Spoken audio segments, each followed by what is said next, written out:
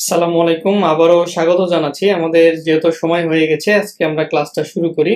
নাকি বলেছেন যে আমরা ম্যাক্রো ইকোনমিক্স শুরু হয়েছে জানতাম না। আচ্ছা, তাদের জন্য আমি একটু সংক্ষেপে বলি। জিডিপি নিয়ে আমরা গতকাল অনেক কথা বলেছি, আমি সেগুলো আবার রিপিট করব না। জিডিপি হচ্ছে ফাইনাল গুড ছিল, সেখানে আমাদের টোটাল যে ইনকাম ছিল, তারপরে ইনফ্লো বলছিলাম, হ্যাঁ।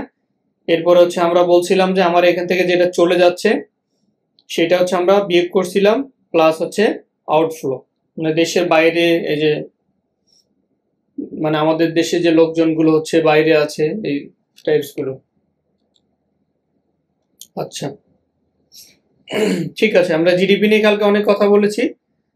যেনারা হচ্ছে কালকে জিডিপি নিয়ে কথা বলেছি, আমরা হচ্ছে জিডিপি নিয়ে কথা বলতেছি না। আমরা ম্যাক্রো ইকোনমিক্স একটা মেজর পার্টে দেখবো আনএমপ্লয়মেন্ট।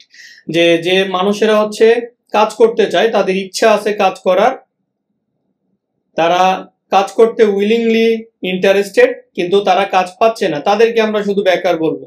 এখন আপনি চাইলে একটা জবে ঢুকতে পারবেন, ঠিক আছে, আপনি জবে একটা জব ঢুকতে পারবেন, কিন্তু আপনি বলছেন না আমি হচ্ছে গভর্নমেন্ট জব অথবা হচ্ছে ভালো কোনো জব না হলে ঢুকবে না, সেক্ষেত্রে কিন্তু আপনাকে বেকার বলা যাবে না।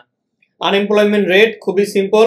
টোটাল নাম্বার অফ যে আনএমপ্লয়মেন্ট আছে, আমাদের টোটাল নাম্বার অফ যেটা বেকার আছে সেটাকে আমরা লেবার ফোর্স, আমাদের মোট কর্মক্ষম কত শ্রমিক আছে সেটা আমরা ভাগ করলে আমরা হচ্ছে আনএমপ্লয়মেন্ট রেট বের করতে পারবো। হ্যাঁ, যদি ছোটখাটো ম্যাথ দিয়ে দেয় যে যে আমাদের শ্রমিক আছে, ঠিক আছে, তাহলে আমরা এখানে যেটা দেখতেছিলাম যে আমাদের আনএমপ্লয়মেন্ট রেট আমরা বলতেছি, যদি হচ্ছে কারো হচ্ছে আনমিউট করা থাকে, কাইন্ডলি একটু মিউট করে রাখবেন, হ্যাঁ, কারণ ডিস্টার্ব হয়। এই জিনিসগুলো একটু সতর্ক থাকবেন।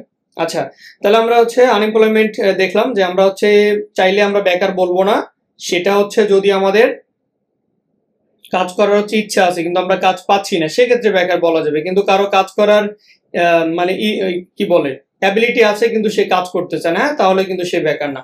আনএমপ্লয়মেন্ট রেটটা আমরা বলতেছিলাম যে আমাদের যদি হচ্ছে আনএমপ্লয়মেন্ট ওয়ার্কার, হ্যাঁ, যে বেকার সাপোজ আমরা বলতেছি 100 জন, আর আমাদের লেবার ফোর্স সাপোজ হচ্ছে আছে 10 জন, তাহলে আমরা ভাগ করে যেটা পাচ্ছি সেটা হচ্ছে আমরা আনএমপ্লয়মেন্ট রেট। লেবার ফোর্স কি জিনিস? আমাদের মোট হচ্ছে কতজন মানুষ কাজ করতেছে সেটা আমরা বের করব। আমাদের যে বেকার আছে এবং আমাদের যে কর্মজীবী আছে সবগুলো যদি আমরা যোগ করি তাহলে আমাদের মোট লেবার বা হচ্ছে আমরা লেবার ফোর্স পাই। প্রোডাকশনে আমরা হচ্ছে লেবার এবং ক্যাপিটাল ইউজ করবো, এগুলো গতকাল বলেছিলাম। কিছু বলছেন? বলেন। ঘর্ষণ জনিত বেকারত্ব, জি বলেন।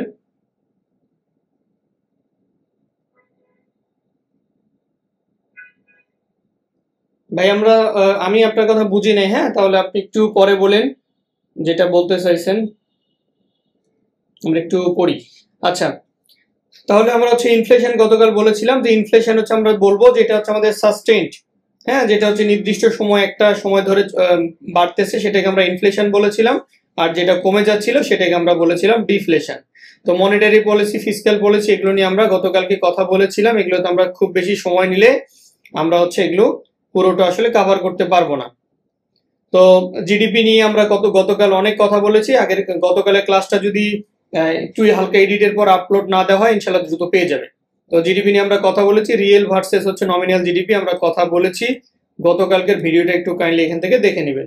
আচ্ছা, এইখান থেকে জিডিপি ডিফ্লেটর নিয়ে আমরা গতকালকে কথা বলেছিলাম, হ্যাঁ, এগুলো বক্স স্টক্স নিয়ে কথা বলেছি। এই আমাদের ইকুয়েশন নিয়ে কথা বলেছি আমরা, এটা আমরা নিয়ে আলোচনা করতেছি না। এই জিনিসটা একটু দেখতে পারেন, এক্সক্লুসিভ একটা জিনিস। আমাদের ম্যাক্রো ইকোনমিক্সের যে ভেরিয়েবল গুলো আছে, হ্যাঁ, এর মধ্যে দেখেন যে আমাদের এই জিডিপি তো আমরা ফর্মুলা যেটা ওয়াই সমান C plus I plus G plus NX যেটা বলতেছি সেটাই তো আমাদের জিডিপি। এখান থেকে আমাদের ট্যাক্স হচ্ছে দেখেন গভর্নমেন্টের কি হচ্ছে ট্যাক্স এবং ট্রান্সফার হয়ে যাচ্ছে, তারা হচ্ছে নেট একটা ট্যাক্স পাচ্ছে। প্রাইভেট ইনকাম, আমার ইনকাম থেকে আমি ট্যাক্স বাদ দিচ্ছি, আমার ডিসপোজেবল ইনকাম পাচ্ছি। এই ডিসপোজেবল ইনকামটা আমি কনজামশন করতেছি, কনজামশন প্লাস হচ্ছে ইনভেস্টমেন্ট, এই সব কনজামশন, ইনভেস্টমেন্ট, গভর্নমেন্ট এক্সপেন্ডিচার, এই হচ্ছে এক্সপোর্ট ইম্পোর্ট যা হচ্ছে, এই টোটাল জিনিসটা একটু আপনারা আস্তে ধীরে যদি দেখেন তাহলে এই প্রাইভেট সেক্টর বলেন, রেস্ট অফ দ্য ওয়ার্ল্ড বলেন, আমাদের হচ্ছে ট্যাক্সেবল আমাদের ডিসপোজেবল ইনকাম যেটা সেটা আমরা বাদ দিচ্ছি, গভর্নমেন্ট হচ্ছে এক্সপেন্ডিচার সব বাদ দিয়ে যে মেকানিজমটা হচ্ছে সেটাই আমাদের মূলত হোল ইকোনমি বা হচ্ছে আমাদের যে আমরা যেটাকে বলি ম্যাক্রো ইকোনমিক্সের কি ভেরিয়েবল বা হচ্ছে ইন্ডিকেটর যেগুলো। আচ্ছা, যদি একটু মাঝে মাঝে স্ক্রিন ছোট ছোট মনে হয় তাহলে একটু একটু বলবেন, হ্যাঁ। আচ্ছা, তো এই জিনিসগুলো হচ্ছে ব্যালেন্স অফ পেমেন্ট জিনিসটা একটু আপনারা একটু জেনে রাখতে পারেন যে ব্যালেন্স অফ পেমেন্ট যেটা হচ্ছে ক্যালকুলেশন করে বাংলাদেশ ব্যাংক থেকে যে দেখবেন ডেটাটা যেটা পাওয়া যায় তাদের ওয়েবসাইটে, তারা এই জিনিসগুলো গুডস অ্যান্ড সার্ভিস, গতকালকে আমরা গুডস বলেছি, ফাইনাল গুডস এবং ইন্টারমিডিয়েট গুডস, যে জিনিসগুলো আমরা আলটিমেট কনজাম্পশনের জন্য ব্যবহার করি সেটা হচ্ছে আমাদের ফাইনাল গুডস, আর যে গুডসটা ফাইনাল গুডস ব্যবহার মানে তৈরি করতে ব্যবহার করা হয় সেটা হচ্ছে ইন্টারমিডিয়েট গুডস বা র মেটেরিয়াল। সার্ভিস নিয়ে আমরা কথা বলেছি, ডক্টরের কাছে আমরা সার্ভিস নিতে যাই, উকিলের কাছে আমরা বা হচ্ছে উকিলের কাছে আমরা সার্ভিস নিতে যাই, ঠিক আছে। তাহলে আমাদের ক্যাপিটাল থাকে, ফিনান্সিয়ালি আমাদের ডিরেক্ট ইনভেস্টমেন্ট থাকে, এফডিআর এর পূর্ণরূপটা জেনে রাখবেন, ফরেন ডিরেক্ট ইনভেস্টমেন্ট। কারণ এই যে আমাদের আশিক চৌধুরী এই ভদ্রলোককে নিয়ে কিন্তু অনেক কথাবার্তা হয়েছে, এই এফডিআর বা হচ্ছে আমাদের যে বিডা আছে এই বিডার একটু দুই একটা আপডেট জেনে যাবেন, হ্যাঁ। বাংলাদেশ বিডা যেটা, হ্যাঁ, বাংলাদেশ ইনভেস্টমেন্ট ডেভেলপমেন্ট অথরিটি, এইখান থেকে একটু বেসিক দেখে নিন কারণ এগুলো রিসেন্টলি অনেক কথাবার্তা হয়েছে। তাহলে ডিরেক্ট ইনভেস্টমেন্ট, আমাদের রিজার্ভ রেশিও কত, এগুলো হচ্ছে আপনাদের সাধারণ জ্ঞান থেকে একটু আপডেট জেনে নিতে হবে যে আমাদের বর্তমান রিজার্ভ কত, বাংলাদেশ ব্যাংকের রিজার্ভ কত, এবং আমাদের ইনভেস্টমেন্টের একটু ডেটা যদি পান, মানে সোজা কথা আমাদের ইকোনমিক যেটা রিভিউ আছে সেইখান থেকে যদি আপনারা দেখেন তাহলে এই ব্যালেন্স অফ পেমেন্টের মানে সাধারণ জ্ঞানের যে অংশগুলো সেটা আপনি পেয়ে যাবেন, ঠিক আছে।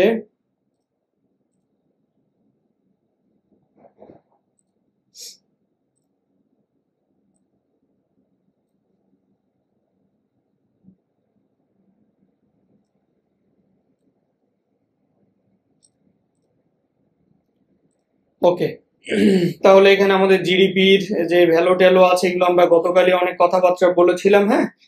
এই জিনিসগুলো আজকে আর আলোচনা করতেছি না, সিলেবাস শেষ করা যাবে না।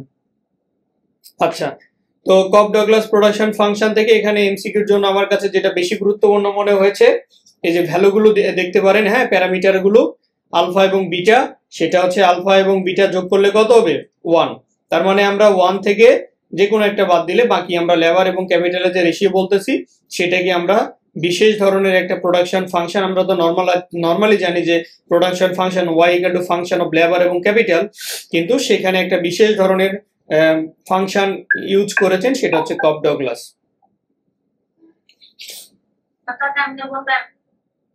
ভাই আমরা কত নাম্বার চ্যাপ্টার মানে আলোচনা হচ্ছে আজকে?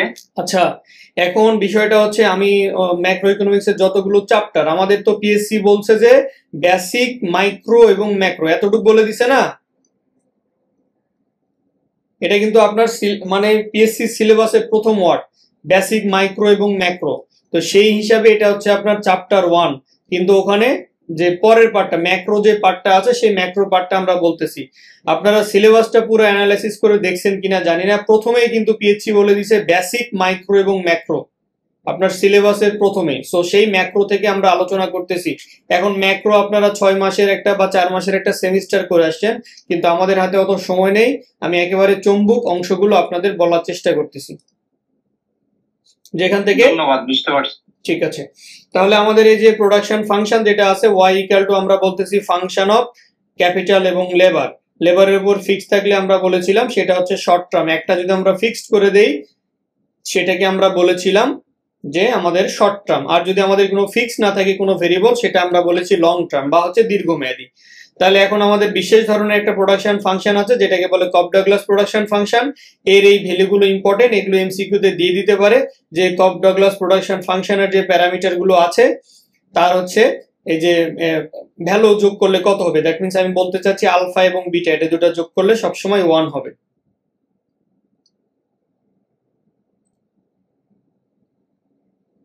আর এটা এরকম যদি কোনো কিছু দিয়ে দেয় যে ল্যামডা দ্বারা কি বোঝায়, এটা হচ্ছে এর হচ্ছে আপনারা জানেন এটা হচ্ছে একটা কনস্ট্যান্ট যেটা দেখায় এদের সেন্সিটিভিটি কেমন, মানে এদের অ্যাক্সিলারেশনটা কেমন, বৃদ্ধিটা কেমন হবে, এই ফাংশন মানে এখানে এই কনস্ট্যান্ট দ্বারা এটাই বোঝানো হয়। Marginal product of capital, marginal product of labour আপনারা জানেন যে আমরা একবার দেখেন আপনারা যখন ডিফারেন্সিয়েট করেছেন ক্যাপিটাল এবং আপনাদের যে মানে টোটাল হচ্ছে মানে ইনকাম, আমরা প্রোডাকশন ফাংশন বলতেছি, ক্যাপিটালের সাপেক্ষে যখন বলতেছি সেটা হচ্ছে আমাদের মার্জিনাল প্রোডাক্ট অফ ক্যাপিটাল। এখানে যেহেতু বইয়ে এটা টাইপ করা খুব কষ্টকর, এই জন্য এইভাবে দিছে, এটা মূলত এরকম। আর নিচেরটা হবে marginal product of labour, superscript করে এখানে দেওয়াটা তাদের জন্য কঠিন হয়েছে, তারা এটা ইজিলি দিয়েছে। তাহলে এই হচ্ছে আমাদের মার্জিনাল প্রোডাক্ট অফ ক্যাপিটাল এবং মার্জিনাল প্রোডাক্ট অফ লেবার। যখন লেবারের সাপেক্ষে আমরা ডিফারেন্সিয়েট করছিলাম সেটাকে আমরা বলছিলাম মার্জিনাল বা প্রান্তিক প্রোডাক্ট অফ লেবার, আর যখন ক্যাপিটালের সাপেক্ষে করেছিলাম তখন এটা। আর এই যে গ্রেটার দেন জিরো টেরো দেখতেছেন, ওয়ান মানে আলফা বিটা যেটাই বলুক, এই জিনিসগুলো আপনারা একটু দেখে নেবেন যে প্রোডাকশন ফাংশনে এই দুটো যোগ করলে কি হয়, 1 হয়। আর এগুলো তো ক্যালকুলেশন আমাদের এত করতে গেলে তাহলে ব্যাক টু ইউনিভার্সিটি কোর্সে যেতে হবে। আচ্ছা, কালডার্সের এটা আমাদের হচ্ছে খুব একটা ইম্পর্টেন্ট না, এটা হচ্ছে ইয়া না। তো আমরা লং রান তো অলরেডি বললাম, হ্যাঁ, যে স্টেডি স্টেট এই জিনিসটা আমাদের ইকোনমিক্সের জন্য দরকার। যদি জেনারেলাইজ কোশ্চিন করে দেয় যে আমাদের ম্যাক্রো ইকোনমিক্সের যে ভেরিয়েবল আছে এগুলোর একটা উদ্দেশ্য কি, সেটা হচ্ছে স্টেবিলিটি। আমরা চাই আমাদের ইকোনমি স্টেবল থাকুক, স্টেবল থাকলে আমাদের হচ্ছে এফডিআই আসবে, আমাদের ফরেন ডিরেক্ট ইনভেস্টমেন্ট হলে আমাদের ইকোনমিক গ্রোথ হবে, আর ইকোনমিক গ্রোথ হলেই আমাদের হচ্ছে লিভিং অফ স্ট্যান্ডার্ড বাড়বে। ঠিক আছে, তাহলে আমরা কনজাম্পশন, ইনভেস্টমেন্ট এগুলো নিয়ে গতকাল অনেক কথা বলেছি। যারা রিকোয়েস্ট করেছিলেন তাদের জন্য আজকে এই পর্যন্ত রিভিশন দিলাম, অলরেডি এখনো আজকের ক্লাসে যেতে পারি নাই।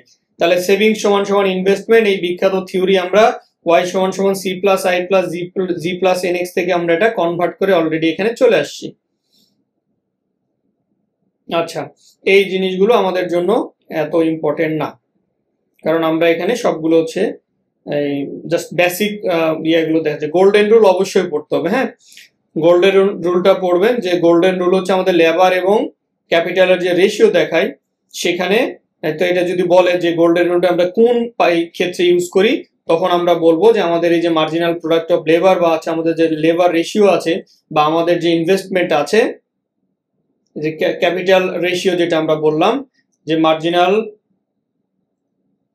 মার্জিনাল প্রোডাক্ট অফ লেবার এবং মার্জিনাল প্রোডাক্ট অফ ক্যাপিটাল, এই অ্যানালাইসিস করার জন্য আমাদের ইনভেস্টমেন্টের কি অবস্থা এবং আমাদের কনজাম্পশন কতটুকু হচ্ছে, আমাদের ডেপ্রিসিয়েশন কেমন, এই জিনিসগুলো যখন আমরা অ্যানালাইসিস করি সেটাকে আমাদের বলা হয় গোল্ডেন রুল।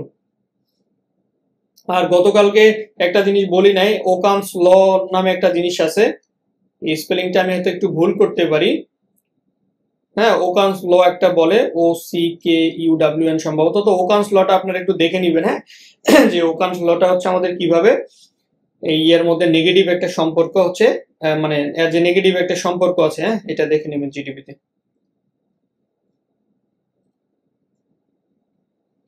ওকে, গোল্ডেন রুলটা আপনারা একটু দেখে নিয়েন। ডাইনামিক ইফিসিয়েন্সি এগুলো এমসিকিউ এর জন্য ইম্পর্টেন্ট না। ওকে, ইফিশিয়েন্ট লেবার আমাদের ভাই কিছু বলছেন, বুঝি নাই। যাচ্ছে এইটি দেখা একটা দোকানে খেলে একটা সিট তারা কি অর্ডার করে। আব্দুল মোমিন ভাই, আপনি যদি কথা বলেন কাইন্ডলি একটু মিউট করে রাখেন, হ্যাঁ।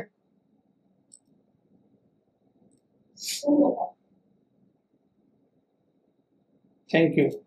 আচ্ছা, আপনারা আমার এই কথাগুলোতে কিছু মনে করেন না, হ্যাঁ। যখন হচ্ছে জব করবেন, যখন দেখবেন এখন তো আপনাদের পারমিশন আছে, কিচ্ছু বলে না, আমাদেরকে বলে যে আপনার পাশে ধরেন আমার নাম মিস্টার এক্স, আমার এমপ্লয় আইডি কত সেটা থাকতে হবে, না থাকলে দেখবে বলবে আপনারা জব করেন, এই জুম আইডি ইউজ করতেছেন, এমপ্লয় আইডি দিতে পারেন না। এরপরে আপনি যদি কথা বলেন তখন বলবে এই কথা বলতেছে কে, আপনার বড় বড় স্যারেরা যখন হেড অফিস থেকে ট্রেনিং করবে তখন এই জিনিসগুলো আপনাদের কাছে খারাপ লাগবে। সো যেগুলো হচ্ছে টেকনোলজির সাথে রিলেভেন্ট, এখন এগুলো জেনে রাখবেন। তো ঠিক আছে, এখন হচ্ছে আমরা আজকের চ্যাপ্টারটা মূলত শুরু করব, যেখানে আমরা পড়তে চাচ্ছিলাম যে জিডিপির আমরা যে বেসিক আমাদের ইয়াগুলো দেখেছিলাম, মানির কি বলে ইকুয়েশন অফ মানি আমরা পড়েছি গতকালকে। আমরা জানি আমরা হচ্ছে প্রাইসের পরিবর্তে প্রাইস লেভেল বলতেছিলাম। নমিনাল জিডিপি আমাদের ইনফ্লেশন অ্যাডজাস্টেড ছিল না, রিয়েল জিডিপিতে আমাদের ইনফ্লেশন অ্যাডজাস্টেড ছিল, বা যেটাকে আমরা একটা কনস্ট্যান্ট ইয়ার বা বেস ইয়ার ধরে ক্যালকুলেশন করি। সো যদি এমসিকিউ দেয় যে কোনটার বেশি হচ্ছে ভ্যালু হবে নমিনাল জিডিপি এবং রিয়েল জিডিপির মধ্যে, তাহলে আমরা বলবো nominal GDP greater than real GDP, কারণ হচ্ছে নমিনাল জিডিপিতে ইনফ্লেশন অ্যাডজাস্টেড থাকে না এবং এটা আমরা কনস্ট্যান্ট বেস ইয়ার ধরে করি না। আর রিয়েল জিডিপি যেটা, সেটাকে আমরা হচ্ছে একটা কনস্ট্যান্ট ইয়ার ধরে করি, এবং যেখানে ইনফ্লেশনটা অ্যাডজাস্টেড থাকে। ইনফ্লেশন অ্যাডজাস্টেডটাই হচ্ছে এখানে মূল জিনিস। এবং এই যে আমরা মানি ফাংশন বা পারচেসিং পাওয়ার অফ মানি কিভাবে বের করব, পি মানি পাওয়ার মানে মানি যে টোটাল, সেটাকে আমরা হচ্ছে আমাদের যে প্রাইস আছে সেটা দ্বারা ভাগ করব। সো এইখান থেকে আমরা একটু পারচেসিং পাওয়ার অফ মানির ফর্মুলাটা একটু মনে রাখতে পারি। আমি আবারও বলতেছি, আমাদের মানি হচ্ছে পারচেসিং পাওয়ার অফ মানি, যেটা আমাদের বলে আমাদের টোটাল যে হচ্ছে মানি আছে, সেই মানিকে আমরা প্রাইস দ্বারা যদি ভাগ করি, তাহলে সেটাকে আমাদের মানে পারচেসিং পাওয়ার অফ মানি বলে। মানে টাকার যে ক্রয় ক্ষমতা আছে সেইটা আমরা এইভাবে ক্যালকুলেশন করতে পারি। এবং এইখান থেকে আরেকটা জিনিস মানে ইম্পর্টেন্ট, 1 ডিভাইডেড বাই আর, মানে 1 divided by required reserve ratio, এই জিনিসগুলো অনেক সময় হয়তো ফর্মুলা আকারে দিয়ে দিতে পারে। ঠিক আছে, তার মানে ইনফ্লেশন মানেই হচ্ছে কি মানি গ্রোথ। তার মানে আপনি টাকা বাড়াচ্ছেন, আপনার পকেটে কাড়ি টাকা আসতেছে আর খরচ করতেছেন, জিনিসপত্রের দাম বাড়তেছে, নাথিং বাট এলস, এই জিনিসটা এখানে ঘটে। সো মানির গ্রোথ আর এই যে ইনফ্লেশন গ্রোথের মধ্যে একটা পার্থক্য আছে। মানির গ্রোথ হচ্ছে আপনার ইনফ্লেশন সাথে হচ্ছে জিডিপির গ্রোথ, মানে আপনার ইকোনমিক্স বাড়লে জিডিপি বাড়তে পারে, সেটা একটা সহনীয় পর্যায়ে। বাট ইনফ্লেশন গ্রোথ হচ্ছে মানি গ্রোথ থেকে মাইনাস হচ্ছে আপনার জিডিপির গ্রোথ। এই খুবই সিম্পল জিনিস, আপনি যোগ বিয়োগ করে যদি এদিকে নিয়ে যান তাহলেই সেটা পাওয়া যায়। তো নমিনাল এক্সচেঞ্জ, রিয়েল এক্সচেঞ্জ বুঝতেই পারতেছেন, যেখানে নমিনাল থাকবে সেখানে হচ্ছে ইনফ্লেশন যোগ করা আছে, যেখানে রিয়েল আছে সেখানে ইনফ্লেশন বাদ দেওয়া আছে বা কনস্ট্যান্ট ইয়ারে করা আছে। এক্সচেঞ্জ রেট আপনারা বোঝেন, এই যে ডলার যে মানুষ কেনাকাটি করে বিদেশে যায়, এই হচ্ছে আপনার এক্সচেঞ্জ রেট। সিপিআই আপনারা হয়তো জানেন, এখান থেকে সিপিআই যদি পূর্ণরূপ দিয়ে দেয় অবাক হওয়ার কিছু নাই, কনজিউমার প্রাইস ইন্ডেক্স। ঠিক আছে, কনজিউমার প্রাইস ইন্ডেক্স আপনারা জানেন যে কনজিউমারের যে জিনিসগুলো কিনতেছে, কনজিউমারের যে মানে একটা এক্স এবং ওয়াই দ্রব্য কিনতেছে, এগুলো সবগুলোকে আমরা যখন একসাথে বলি মার্কেট বাস্কেট, বা হচ্ছে কনজিউমার প্রাইসের যে কনজিউমার আমরা ঝুড়ি বলি, মার্কেট বাস্কেট থেকে আমরা এই জিডিপির সিপিআই ক্যালকুলেশন করেছিলাম, যেটা আগে অলরেডি আলোচনা করেছি। তো বাজেট ফাংশন নিয়ে আমরা মাইক্রো ইকোনমিক্সে কথা বলেছিলাম, এই যে একটু আগে যে জিনিসটা বলতেছিলাম, হ্যাঁ, যে 1 ডিভাইডেড বাই 1 প্লাস আর, এটা হচ্ছে রিয়েল ইন্টারেস্ট রেটের ক্ষেত্রে। এই ফর্মুলাগুলো আপনারা একটু দেখে রাখবেন, হ্যাঁ, যে আমাদের প্রাইসের হচ্ছে যে বেসিক ফর্মুলাগুলো আছে, একটা হচ্ছে যে 1 divided by required reserve ratio, এটা একটা, আর হচ্ছে 1 ডিভাইডেড বাই 1 প্লাস আর। এগুলো আপনারা এই যে ইয়ার ম্যাথ করেছেন অনেক, তাই না, ফিউচার ভ্যালু প্রেজেন্ট ভ্যালু যখন বের করছিলেন ফিনান্সে। তো এটা আসলে অতটা ইম্পর্টেন্ট না। বাজেট লাইন আমরা জানি, এগুলো আমাদের এখানে ইম্পর্টেন্ট জিনিস না, এগুলো একটু অ্যাডভান্স জিনিস, এগুলো হচ্ছে এমসিকিউ এর জন্য আসার প্রশ্নই নাই। ঠিক আছে, marginal product of capital, marginal product of labour, এগুলো তো হচ্ছে ইজিলি বুঝবেন।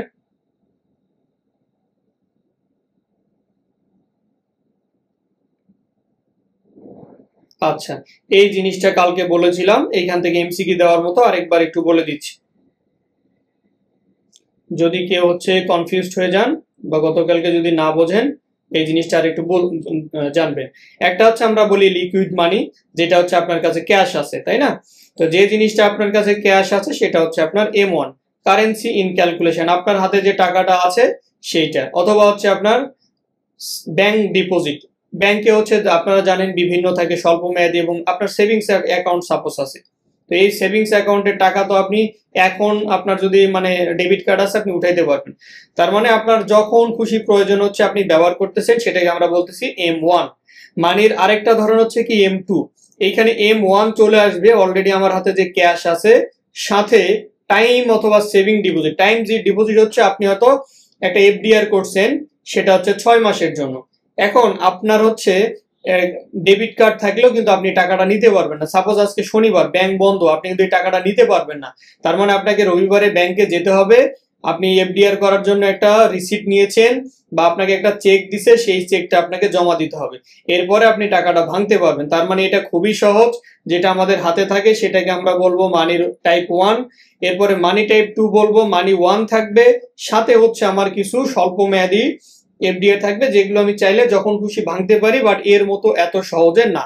M3 তে কি আসবে, M1, M2 মানে কি, এখানে M1ও আছে M2ও আছে, তার মানে M1 এবং M2 চলে আসবে, সাথে হচ্ছে আমার বড় বড় হচ্ছে ধরেন ইনভেস্টমেন্ট করা আছে, আপনি সঞ্চয়পত্র করে রাখছেন অথবা হচ্ছে ফিক্সড টার্ম ডিপোজিট করে রাখছেন, সঞ্চয়পত্র হয়তো করছেন 10 বছর মেয়াদে, অথবা আপনার হচ্ছে নন ব্যাংক ইনস্টিটিউশন নন ফিনান্সিয়ালে বিভিন্ন ধরনের গোল্ড টোল্ড এগুলো হচ্ছে আছে সম্পদ।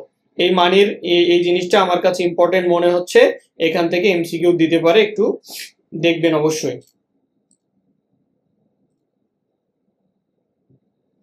তো ব্যাংক কি কাজ করে? ব্যাংকের কাজ আপনারা জানেন, ব্যাংক হচ্ছে একটা হচ্ছে সেন্ট্রাল ব্যাংক, যেটা হচ্ছে আমাদের বাংলাদেশ ব্যাংক। সেই ব্যাংকের কাজ হচ্ছে মানি হচ্ছে সাপ্লাই করা, আমাদের মনিটারি পলিসি এবং ফিসক্যাল পলিসি নিয়ন্ত্রণ করা। আমরা মনিটারি পলিসি গতকাল পড়েছিলাম, টাকা পয়সা নিয়ে আলোচনা করলে সেটা হচ্ছে মনিটারি পলিসি, আর যখন হচ্ছে এনবিআর হচ্ছে আপনার রেভিনিউ কালেকশন করবে মানে ট্যাক্স কালেকশন করবে সেটা হচ্ছে fiscal policy. So monetary policy দুই রকম আমরা পড়েছিলাম, একটা হচ্ছে কন্ট্রাকশনারি আর একটা হচ্ছে এক্সপানশনারি। যখন টাকা পয়সা সাপ্লাই বাড়াচ্ছে সেটা হচ্ছে আমাদের এক্সপানশনারি, আর যখন মানি সাপ্লাই কমায় দিচ্ছে, যেমন আপনার ইন্টারেস্ট রেট যখন কমায় দিবে, আপনি ব্যাংকে যাচ্ছেন এখন হয়তো এফডিআর বা ডিপোজিট দিচ্ছে 10%, এখন যদি 5% করে দেয় আপনি চিন্তা করবেন দরকার নাই আমি একটা ছাগল কিনবো, ছাগল কিনলে আমার এর চেয়ে বেশি টাকা হবে, তখন আপনি টাকাটা দিবেন না। এবং সরকারও চায় যে এইভাবে আপনার কাছ থেকে পকেট থেকে টাকাটা নিয়ে আসবে, অথবা বলবে যে এরকম বিভিন্ন মেকানিজম করে দেখবেন যে আপনার হচ্ছে লোনের রেট বাড়ায় দিল। হ্যাঁ, লোন আগে মানুষ নিত 10%, এখন ধরেন করে দিছে 14%, এনজিও মনে হয় প্রায় 20%-এর কাছাকাছি। তার মানে এইভাবে টাকাটা গভর্নমেন্ট সেন্ট্রাল ব্যাংকের মাধ্যমে আমাদের পকেট থেকে নিয়ে যেয়ে আমাদেরকে একটু শান্ত করে ইনফ্লেশনটা কন্ট্রোল করার মানে চেষ্টা করে। এটাই হচ্ছে মেকানিজম। আর হচ্ছে আপনারা এখানে মানে আমরা গ্রাজুয়েশন করে আর এই প্রাইভেট ব্যাংকের কর্মকাণ্ড কি এটা মোটামুটি সবাই জানি, আমাদের সবারই ব্যাংক অ্যাকাউন্ট আছে, যে এরা হচ্ছে কাস্টমারের কাছ থেকে টাকাটা নিবে, সাপোজ ধরেন 10% দিচ্ছে, এরপরে এই টাকাটা যারা ব্যবসায়ী তাদের কাছে হয়তো 14%-এ দিল, তাহলে এই মাঝখানে সে 4% লাভ করলো এই টাকা থেকে। এই হচ্ছে প্রাইভেট ব্যাংকের একটা কাজ। প্রাইভেট ব্যাংক, বাণিজ্যিক ব্যাংক কোনো ধরনের কি করবে না, মানি সাপ্লাই করে না, এই জিনিসটা করবে হচ্ছে সেন্ট্রাল ব্যাংক। এই বেসিক জিনিসগুলো যদি আসে আপনারা পারবেন, আশা করি সমস্যা নেই। ডিমান্ড ফর মানি আমরা গতকাল বলেছি, এই ডিমান্ড ফর মানি ইকুয়েশন যেভাবেই দেখ এইটার আপনারা একটু মনে রাখবেন। হ্যাঁ, ডিমান্ড ফর মানির ইকুয়েশনটা। আর যদি ডিমান্ড ফর মানির খুব ডেপথে ঢুকে যায় তাহলে কোশ্চিন করা তো আমাদের জন্য একটু কঠিন হয়ে যাবে। টেইলর রুলটা খুব একটা ইম্পর্টেন্ট না। হ্যাঁ, এগুলো তো আসলে ফর্মুলা দিয়ে তো আর বলবে না যে এটা কিসের মানে কার রুল। আউটপুট গ্যাপটা একটু জেনে রাখতে পারেন। জিডিপির আউটপুট গ্যাপটা হচ্ছে কি, যে আমাদের দুটো হচ্ছে আমরা যে প্রোডাকশন মানে করতেছি আমাদের হচ্ছে এর মধ্যে যে পার্থক্য সিম্পলি। এইবার আমাদেরকে এইখানে ফোকাস করতে হবে সবচেয়ে বেশি, কারণ আমাদের একদম কেইনসের নাম ধরেই বলে দিছে এবং আমাদেরকে আমাদের মতো ডেভেলপিং দেশে কি হবে সেই জিনিসগুলোকে আমাদেরকে বলতে বলছে, মানে একটু সিলেবাসে দিয়ে দিছে। তাহলে আমরা কেইনসের মডেলে আমরা দেখছিলাম যে ওই যে অ্যাগ্রিগেট ডিমান্ড ওয়াই সমান সমান C plus I plus G plus NX, এবং কেইনসের হিস্ট্রি ছোটখাটো করে বলেছিলাম 1930 সালে যে আমাদের ইউএসএতে যে দুর্ভিক্ষ হয়েছিল তারপর থেকে। এবং এই কেইনস কিন্তু হচ্ছে ব্রিটিশ ইকোনমিস্ট। হ্যাঁ, তার যে বই আছে জেনারেল থিওরি, অবশ্যই এটা কি বলে জেনে রাখবেন। এছাড়াও তার দুই চারটা বই ইয়াগুলো যেগুলোকে মাস্টারপিস বলে সেগুলো একটু দেখে রাখবেন। কেইনসের মাল্টিপ্লায়ার সম্পর্কে জানেন, তাই না? আইএস কার্ভের এমনি সর্বোচ্চ একটু ইয়াগুলো জেনে রাখতে পারেন যে আইএস কার্ভ মানে কি। দেখি অনেকক্ষণ বললাম, আপনারা একটু বলেন তো আইএস এর পূর্ণরূপ কি? আইএস কার্ভ মানে কি? প্রথম আই দ্বারা কি বুঝায় বলেন, অথবা হচ্ছে কি বলে, আর এস মানে হচ্ছে সেভিংস। এলএম কার্ভের পূর্ণরূপ কি? এটা আপনাদের আপনাদের এটা কি বলে, এটা অ্যাসাইনমেন্ট। হ্যাঁ, এটা হচ্ছে আপনারা ইয়া করবেন, এলএম কার্ভের পূর্ণরূপ কি এটা জানবেন। আচ্ছা, আইএস কার্ভের কিছু প্রপার্টিস আপনাকে অবশ্যই জানতে হবে। হ্যাঁ, কারণ এইটা হচ্ছে একটা খুবই মানে ভাইটাল টপিকস। আইএস কার্ভ থেকে আপনার কোর্সে থাকে, এখানেও মানে এই আইএস কার্ভ থেকে একটু দেখবেন, যেহেতু ইয়ার সাথে কেইনসের বিষয়টা। তাহলে আইএস কার্ভের যে মানে মুভমেন্ট কখন হয়, যে একটু আগে যেটা দেখে আসলেন না, এই যে কেইনসের যে মানে মাল্টিপ্লায়ার যেটা পরে আছে দেখাচ্ছি। ওকে, তাহলে প্রথম যে জিনিসটা আমরা এখান থেকে দেখব সেটা হচ্ছে গভর্নমেন্ট হচ্ছে বাড়াবে স্পেন্ডিং, এই জিনিসগুলো এমসিকিউতে অনেক মানে বারবার বলে দেওয়া আছে যে তারা হচ্ছে কি করবে, সে গভর্নমেন্ট স্পেন্ডিং করবে। তারপরে ফরেন যে হচ্ছে ইনকাম আছে বা হচ্ছে তার এক্সচেঞ্জ রেট সেটা হচ্ছে ডিক্রিজ হয়ে যাবে। এই পয়েন্টগুলো ইম্পর্টেন্ট, হ্যাঁ এটা একটু জানতে হবে। টবিন্স ইকুয়েশন এটা না জানলেও অ্যাটলিস্ট প্রথম দুটা, যে আপনার আইস কার্ভের মানে সে যে আইস কার্ভগুলো যে বাড়ে, ইনভেস্টমেন্ট সেভিংস কার্ভ যে শিফট হবে, এটা হচ্ছে 1 নাম্বার কেন হচ্ছে গভর্নমেন্ট স্পেন্ডিং বাড়াচ্ছে, কেইনসের ফর্মুলা। তারপরে হচ্ছে আপনার ফরেন যে ইনকাম আছে অথবা হচ্ছে আপনার এক্সচেঞ্জ রেটটা কমে যাচ্ছে, এক্সচেঞ্জ রেট হচ্ছে কমে যাবে এবং আপনার যে গভর্নমেন্টের হচ্ছে স্পেন্ডিং সেটা সে বাড়াবে। এই যে আপনাদের যখন গভর্নমেন্টিং এক্সপেন্ডিচার বাড়বে তখন হচ্ছে আমাদের আইস কার্ভ কি হয়ে যাচ্ছে, শিফট হয়ে যাচ্ছে। এই জিনিসটাই ওখানে বোঝানো হয়েছে যে আইস কার্ভের যদি হচ্ছে ডিপ থেকে কোশ্চিন করে যে আইস কার্ভ কি অথবা হচ্ছে আইস কার্ভ মানে কি কি কারণে হচ্ছে শিফট হইতে পারে, তাহলে আমরা একটা বলবো যে গভর্নমেন্ট কি বাড়াচ্ছে, স্পেন্ডিং বাড়াচ্ছে এবং আমাদের এক্সচেঞ্জ রেট হচ্ছে কি হয়ে গেছে, কমে গেছে। তার মানে আপনার মানি হচ্ছে আগের চেয়ে বেশি ইয়ে পাচ্ছেন। এই হচ্ছে আমাদের এলএম কার্ভ, একই রকম এখানে এলএম কার্ভের আমরা হচ্ছে কয়েকটা ফিচার দেখব। 1 নাম্বার যে জিনিসটা মনে রাখবো সেটা হচ্ছে ইনক্রিজিং স্লোপ।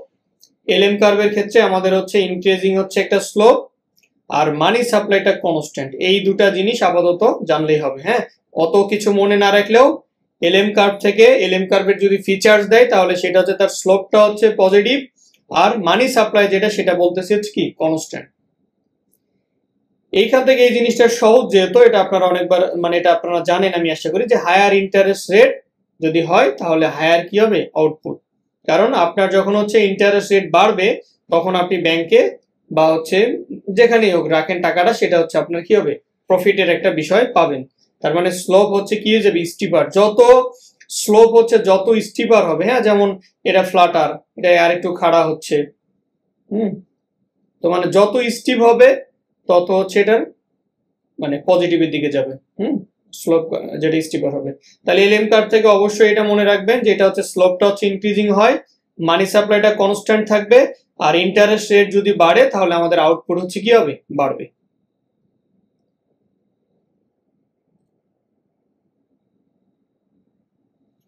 এই জিনিসগুলো আমাদের একটু জানা উচিত যে হচ্ছে ওই যে ট্রানজেটিক মোটিভ কি জিনিস আর হচ্ছে স্পেকুলেটিভ মোটিভ কি জিনিস, ঠিক আছে।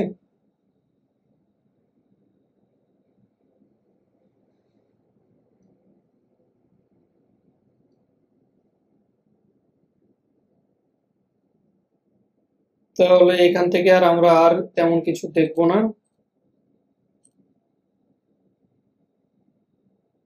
টেইলর রুলটা বাদ দিলাম, আশা করি এখান থেকে দিবে না। এই তো ইনভেস্টমেন্ট সেভিংস কার্ভ যেটা সেটা হচ্ছে আমাদের ইকুইলিব্রিয়াম হলো, আমরা এখানে একটা ভারসাম্য পেয়ে গেলাম।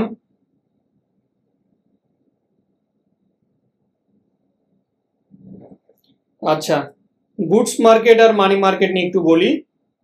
দেখেন আমাদের যে ইন্টারন্যাশনাল ক্যাপিটাল মার্কেট আছে, হ্যাঁ সেটা সাপোজ ধরেন আইএমএফ বলেন বা ওয়ার্ল্ড ব্যাংক বলেন, তো এই যে ইন্টারন্যাশনাল আমাদের যে ক্যাপিটাল মার্কেট গুলো আর হচ্ছে আপনার মানি মার্কেট, মানি মার্কেট আপনার কি ব্যাংক ফিনান্সিয়াল ইনস্টিটিউশন গুলো, গুডস মার্কেট হচ্ছে কি আপনাদের সিম্পলি বোঝা যাচ্ছে যে এই গুডস এর মার্কেট। তার মানে আমাদের যে ডিমান্ড ফর মানি সেটার সাথে দেখেন এদের একটা কম্বিনেশন হচ্ছে, ইন্টারেস্ট রেট যদি কমে যায় তাহলে আমরা হচ্ছে কি এই যে সেভিংস করার একটা যে প্রবণতা সেটা আমরা কি করি, হারাই ফেলি। আর যদি ইন্টারেস্ট রেট বাড়ে তাহলে সেটা হচ্ছে আমরা আগ্রহ হচ্ছে বাড়াই। ফ্লেক্সিবল ইন্টারেস্ট রেট এগুলো নিয়ে আসলে এত দেখার দরকার নাই, এগুলো ইনশাল্লাহ আসবে না।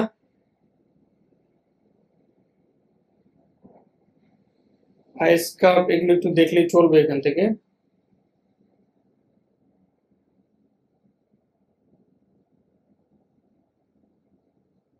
এই জিনিসটা আপনারা অবশ্যই অবশ্যই মনে রাখবেন, হ্যাঁ যে কেইনস যে হচ্ছে শর্ট রানে যে অ্যাজাম্পশন দিছিল নিউক্লিয়ার মানে এবং লং রানের ক্ষেত্রে দেখেন ও শর্ট রানে বলছে যে প্রাইস হচ্ছে আপনার স্টিকি থাকবে। গতকাল আমরা পড়লাম না স্টিকি এবং হচ্ছে ফ্লেক্সিবল প্রাইস, তাই এটা বললাম যে এটা একটু কি খুব সহজে চেঞ্জ করা যাবে না, এর অনেক মেকানিজম আছে, বলতে গেলে সময় লাগবে, আমি গতকালও বলেছিলাম। তো ফ্লেক্সিবল সহজভাবে ধরে নেবেন, আমরা বিভিন্ন কারণে যাই হোক এগুলো চেঞ্জ করতে পারতেছি, কিন্তু যেটা হচ্ছে রিজিড সেটা আমরা পারতেছি না।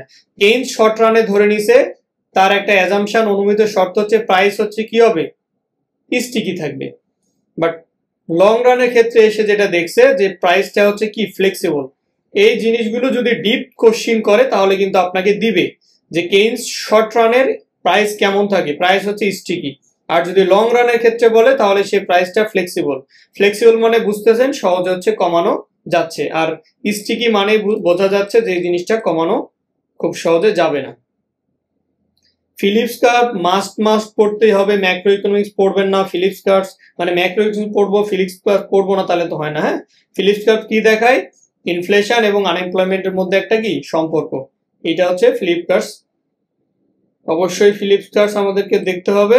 আর এই যে একটু আগে যেটা বলতেছিলাম, হ্যাঁ বানানটা আমি যে ভুল লিখতেছিলাম, এই যে ওকান ল, তাহলে এই যে হচ্ছে আমাদের ওকানের কার্ভ, এই ওকান কার্ভটা হচ্ছে আমাদেরকে দেখায় যে নেগেটিভ রিলেশনশিপ বিটুইন আউটপুট এবং এমপ্লয়মেন্ট। এখান থেকে আপনি কিছু না পড়লেও এই ফিলিপস কার্ভ কি দেখায়, কিসের মধ্যে ট্রেড অফ দেখায়, ইনফ্লেশন এবং আনএমপ্লয়মেন্টের মধ্যে একটা ট্রেড অফ দেখায়, এবং ওকান ল কি বলছে বা ওকান কার্ভ কি দেখায়, সেটা হচ্ছে নেগেটিভ একটা রিলেশনশিপ দেখায় আমাদের আউটপুট এবং আনএমপ্লয়মেন্টের মধ্যে। এই জিনিসটা অবশ্যই জানবেন, যেটা একটু আগে বলতেছিলাম। এবং আজকের ক্লাসটা খুব দ্রুতই শেষ হয়ে যাবে, আজকে আর সেকেন্ড হচ্ছে সেশনে ক্লাস নেওয়া হবে না, কালকে চেষ্টা করবো ইনশাল্লাহ। আজকে একটা অন্য ব্যাচের ক্লাস থাকাতে আসলে আপনাদের দেরি হয়েছে, দুঃখিত। তো এই যে নমিনাল জিডিপি, রিয়েল জিডিপি এগুলো আমরা পড়ছি, এগুলো আমাদের এত অ্যাডভান্স জিনিস দরকার নাই। ফিলিপস কার্ভ অবশ্যই পড়বেন, এবং ওকান ল যেগুলো আছে এই জিনিসগুলো অবশ্যই আমাদেরকে দেখতে হবে। যদি পারেন একটু এই যে ফর্মুলাগুলো এগুলো, এটাকে একটু অ্যাডভান্স করে দেওয়া আছে, জেনারেল বইগুলোতে আরো সহজ করে দেওয়া আছে। ফিশার ইকুয়েশনটা অবশ্যই পড়তে হবে, কিছু বোঝেন না বোঝেন ফিশার ইকুয়েশনটাতে শুধু আই দ্বারা কি বোঝায় আর পাই দ্বারা কি বোঝায় এই জিনিসগুলো একটু আমরা জেনে রাখবো। হ্যাঁ, যে আমাদের ইন্টারেস্ট রেট আর হচ্ছে ইনফ্লেশন যে জিনিসটা দেখায়, আমরা ফিশার ইকুয়েশনটা অবশ্যই মানে কি বলে জেনে রাখবো। টেইলর প্রিন্সিপালটাও হচ্ছে আসলে আমাদের একটু দেখা দরকার, আজকে সময় কম। টেইলর রুলটা হচ্ছে ইন্টারেস্ট রেটের সাথে একটা সম্পৃক্ত, হ্যাঁ, যেটাকে আমরা পড়ছি না, Taylor principal. Aggregate demand, aggregate supply, এগুলো খুবই সহজ জিনিস, আমরা ওখানে হচ্ছে শুধু। আচ্ছা, এখন